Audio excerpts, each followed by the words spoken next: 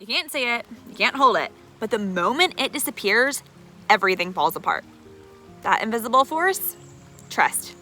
Whether it's a marriage, a friendship, a workplace, or even your relationship with yourself, trust is the unseen currency that makes life work.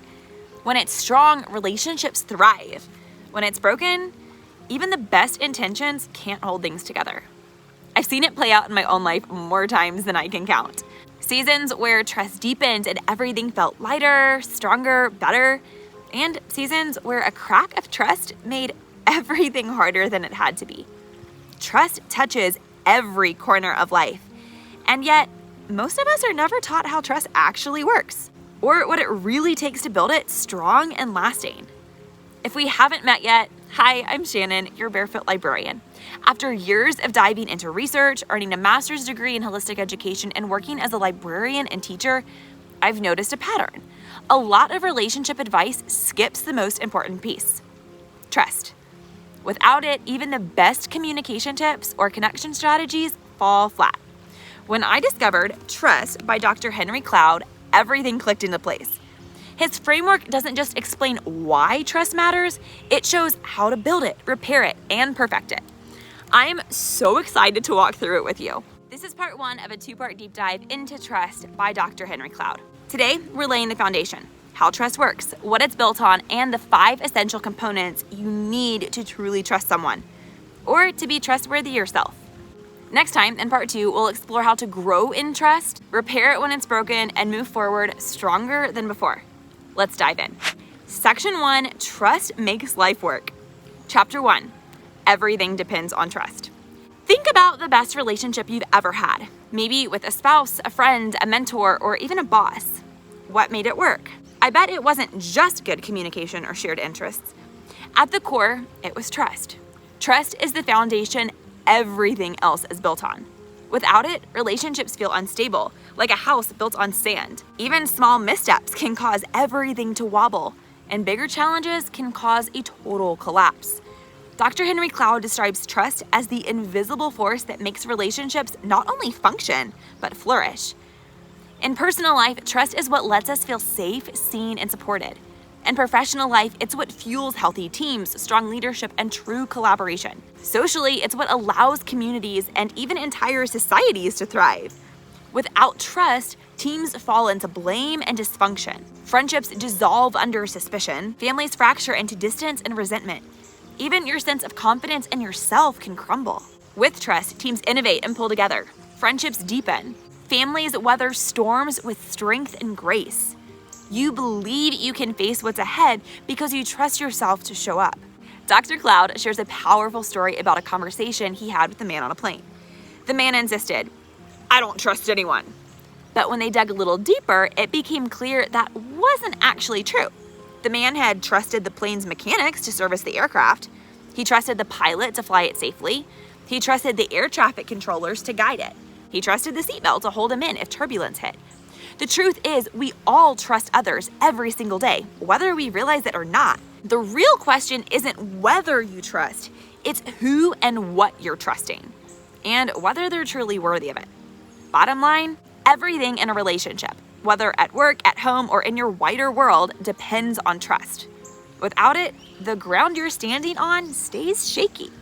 With it, you can build something lasting and life-giving. Chapter 2, we are wired to trust. Humans aren't just capable of trust, we are hardwired for it. From the moment we're born, we're wired to form bonds, connect with others, and trust those around us. It's not just something we choose to do, it's built into our biology. Our brains are designed to connect. We have neurons and pathways that are activated in the presence of others, especially those we trust. When we interact with someone we trust, our brain releases oxytocin, the bonding hormone that creates feelings of warmth and connection. It's like our bodies are cheering us on, saying, "Yes, this is how we're meant to operate." But here's the catch. While we are biologically wired to trust, it's also something we must learn. Think about a baby. A newborn doesn't automatically trust others, it learns to trust based on how consistently its caregivers meet its needs. When babies are cared for with love, safety, and reliability, they build that foundation of trust. But if a baby experiences neglect or inconsistent care, it can struggle to develop trust in the future. Trust isn't something that just happens by default. It's a skill that's nurtured over time through positive experiences with others. Trust is like the oil that keeps the engine of relationships running smoothly. Without oil, the engine grinds to a halt. Without trust, relationships start to break down, slowly at first, but then more quickly over time. Our brains are constantly working to ensure that trust is present because we depend on it to function well in the world. Just like a car needs oil to run efficiently, we need trust to keep our relationships functioning smoothly. Think about the last time you had a moment of connection with someone you trusted. Maybe a friend, a colleague, or even your partner. Did you feel at ease? Did the conversation flow more naturally? That's the power of trust in action. It makes life easier, less stressful, and more meaningful. On the flip side, when trust is broken, it feels like gears grinding in a rusty engine. The tension is immediate and undeniable because something essential is missing. So, the next time someone tells you they don't trust anyone, remind them they are biologically wired to trust. It's a built-in mechanism that allows us to thrive together, form strong relationships, and build meaningful connections. But it has to be learned and cultivated. When that learning happens, it sets us up for stronger, healthier interactions in every area of life. Chapter 3, Learning to Trust. Trust doesn't just happen. It's something we have to learn over time. And when trust gets broken, it's not an easy thing to rebuild. This chapter dives into why learning trust can be tough and how, even when it feels impossible, we can begin to restore it. Why is learning trust so hard? Well, it's a process and not always a smooth one. When trust is broken, it feels like it's gone for good. But the only way forward is through intentional effort. Past hurts, betrayals, or fears can make it hard to trust again. But trust is something we can rebuild. It just takes time and the willingness to work through the pain. One of the stories Dr. Cloud shares in the book really hit home with me. It's about a CEO and a chairperson whose working relationship had deteriorated to the point where trust was totally shattered. The CEO was critical and dismissive toward the chairperson in front of the whole team. The chairperson was fed up and at a company retreat was walking out the door ready to quit. But here's where Dr. Cloud steps in. He literally blocks the chairperson's exit and says, "You can't leave. If this partnership falls apart, it will affect thousands of lives. Please, just sit down with me." So the chairperson sits. They're both on the floor, and Dr. Cloud asks a simple but powerful question. What does it feel like when he talks to you like that? That question cracks something open, and the chairperson starts crying, finally letting out all the hurt he's been holding on to. On the floor in front of everyone at this meeting. Then, unexpectedly, the CEO comes over, sits down, and apologizes, saying he had no idea how his words affected the chairperson. They end up talking it through, and slowly the relationship starts to heal. In fact, they went on to work together for decades with a very productive relationship. One of the things I absolutely love about this book is how Dr. Cloud shares so many real-life examples of people working through trust issues. Honestly, it was eye-opening for me. It's so easy to feel like my struggles are unique or that I'm the only one going through certain relational challenges. But reading about these real situations where trust is tested in such extreme ways has been reassuring. It shows me that even the toughest situations can be turned around. The best part? Even the most broken relationships can heal if both people are willing to do the work. That gives me real hope. No matter how bad things might look in a specific relationship, with honesty, humility, and hard work, trust can be rebuilt. Trust isn't just a given, it's something we build and rebuild over time. The stories Dr. Cloud shares reminds me that no matter how deep the hurt or how impossible it seems, it is possible to fix the relationships if both people are committed to doing the hard work. It's not always easy, but with patience and persistence, we can create the kind of trust that strengthens our relationships and helps them thrive. Section 2, the 5 essentials of trust. Now that we've laid the foundation for why trust is so crucial and how it's built, we can dive into the 5 key components that make up the trust we give and receive. These are the building blocks that determine whether trust can grow or whether it's doomed from the start. Let's break them down. Understanding, the first essential of trust. Trust begins with understanding the other person's needs, feelings, and perspective. Without this understanding, mistrust and misunderstanding can quickly take root. When we don't truly listen to someone's concerns, even the best intentions can go awry. In any relationship, whether it's professional or personal, misunderstandings can escalate into conflict if there isn't an effort to truly understand the other person. Without understanding, we risk misjudging the situation, which can lead to fractured trust. Empathy and active listening are essential to building and maintaining trust. Only when we understand someone's emotions, needs, or background can we truly connect with them. Dr. Cloud shares a fascinating example from the work of an FBI hostage negotiator. He explains that negotiators don't approach conversations with criminals with logic, like, "We have you surrounded. Come out now." That would likely escalate the situation in a way that no one wants. Instead, they begin by trying to understand. For example, the negotiator might introduce themselves by saying, "Hi, my name's Chris. They sent me here to see how you're doing. Do you want to tell me how we got here today?" The key point here is that the negotiator doesn't approach the situation with authority, but with a desire to understand. The approach allows the person on the other side to feel heard and reduces the likelihood of violence or further conflict. In this way, trust begins, not with control, but with understanding. Dr. Cloud also shares a personal story about a work friend of his, who is also a therapist. One day, this friend was handling things as a single dad while his wife was out of town for the week. His daughter was dragging her feet, dawdling instead of getting ready for school, and he was getting a bit frustrated. But then, drawing on his knowledge of human behavior, he paused and decided to try something different than shouting at her. Instead of getting upset or forcing her, he said, "Sweetheart, do you miss your mommy?" Immediately, his daughter broke down into tears.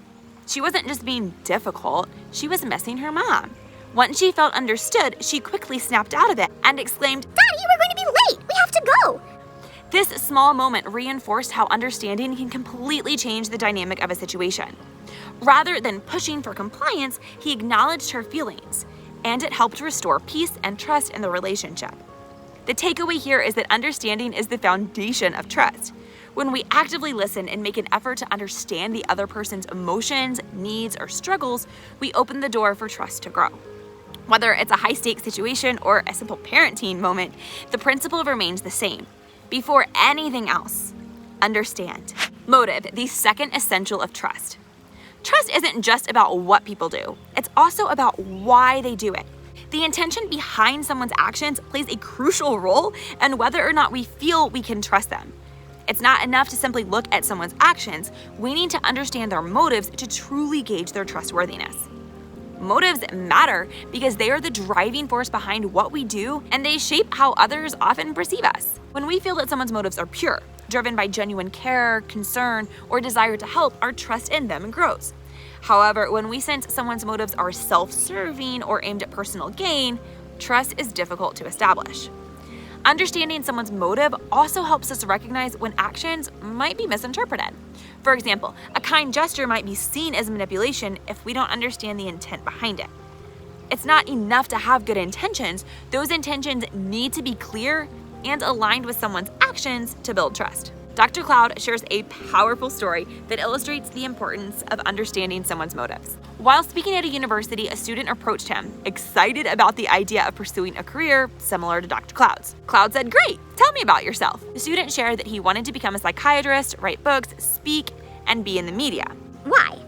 He explained that he was inspired by his father and grandfather, who were prominent physicians with hospitals named after them. It became clear very early on to Dr. Cloud that the student's desire to follow in their footsteps was driven more for a desire of accolades and recognition than by a true passion for helping others.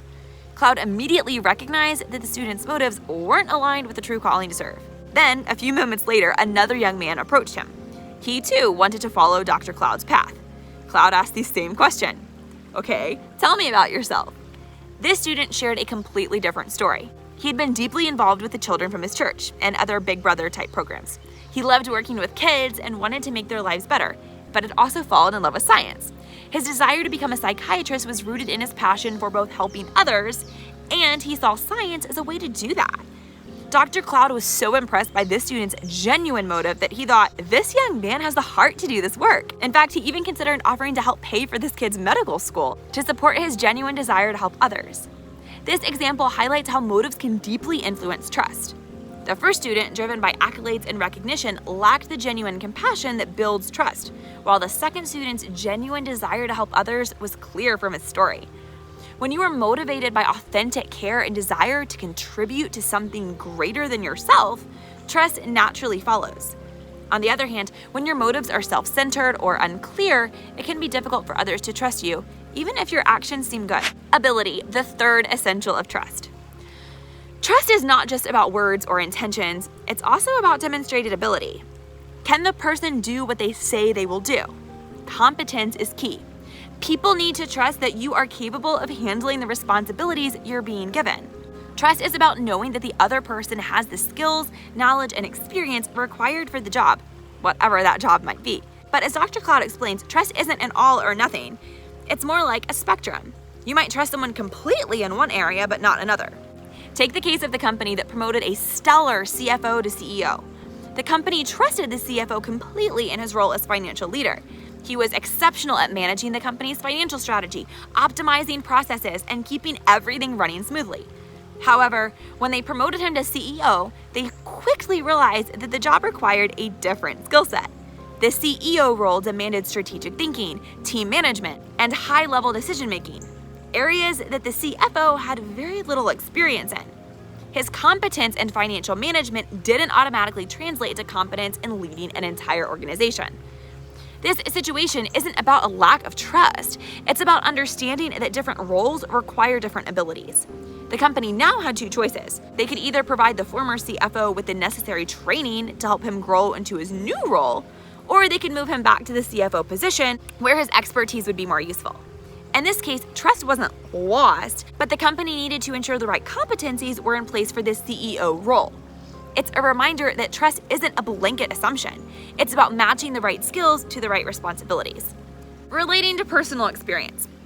When I think about trust in this context, I think of my husband, Wes. He is, without a doubt, one of the most trustworthy people I know.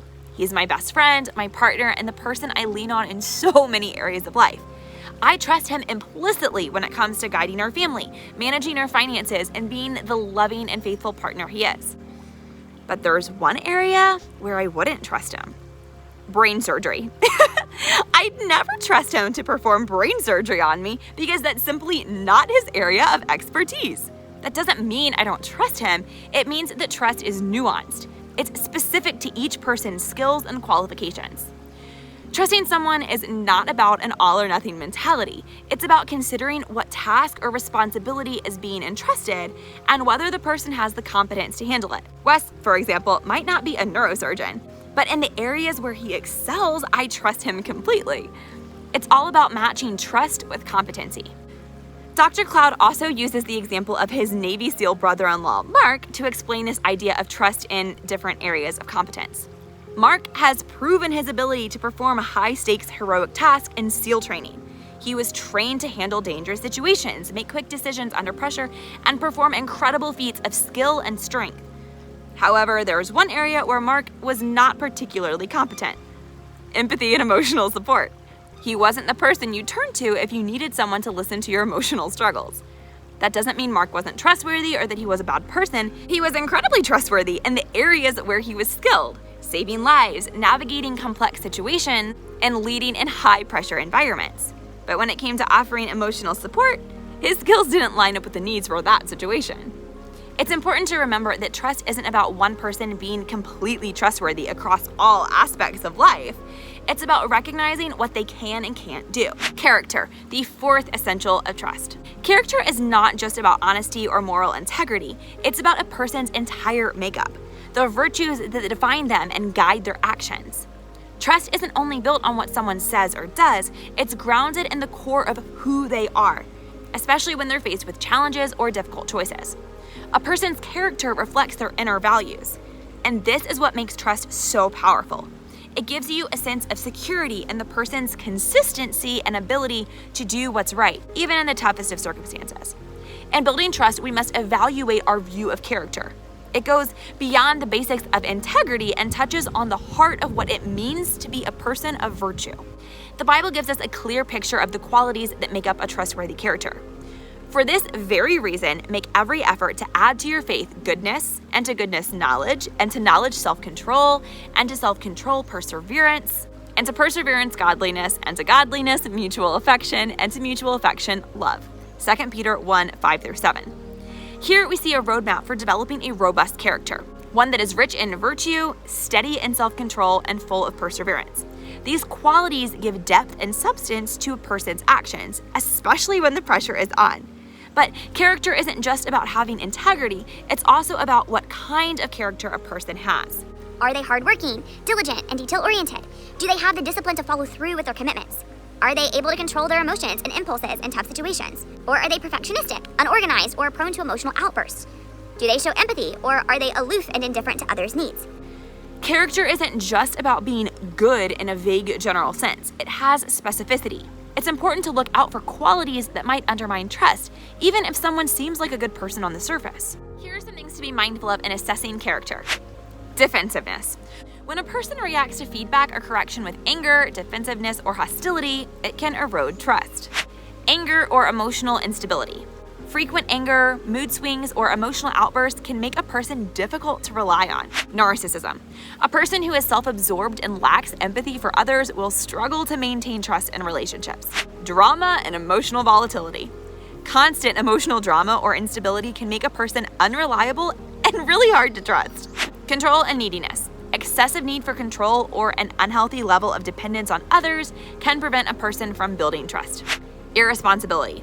Failure to follow through on commitments or take responsibility for one's actions can break trust. Codependency or lack of boundaries. A lack of healthy boundaries or an over-reliance on others can lead to unbalanced relationships. Gossip or divisive behavior. Spreading rumors, gossiping, or stirring up conflict in relationships damages trust and weakens integrity. In building trust, we need to be aware of these characteristics and assess whether someone's overall character is stable, trustworthy, and aligned with the virtues we value. Trust isn't just about finding someone who checks off the balance for moral integrity. It's about finding someone whose character is consistent, virtuous, and reliable in all areas of life. True trust is built over time as we observe not only a person's integrity, but their ongoing display of virtue, empathy, and wisdom.